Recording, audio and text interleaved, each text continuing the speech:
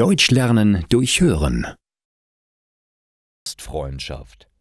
Nun ist es soweit. Der Urlaub von Markus beginnt. Dieses Mal möchte er zusammen mit seinem Kumpel Lukas eine Wandertour machen. Die beiden Freunde sind dafür nach Österreich gefahren. Sie wollen heute den Berg Wildspitze besteigen. Schon am frühen Morgen starten sie ihre Wanderung. Doch es gibt ein Problem.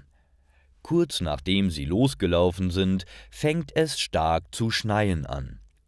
So können die beiden ihre Wanderung nicht fortsetzen.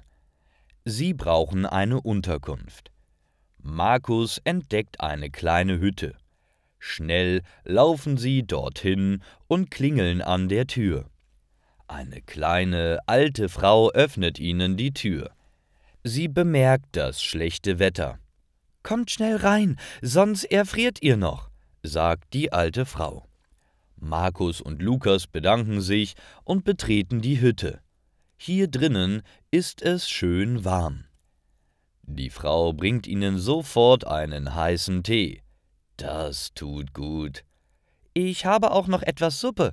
Möchtet ihr etwas davon essen?« fragt die Frau. Die beiden Freunde nicken. Sie haben wirklich großen Hunger. Die Frau lächelt und geht in die Küche. Nach kurzer Zeit kommt sie mit 2 Tellern Suppe zurück. Wow, die schmeckt gut.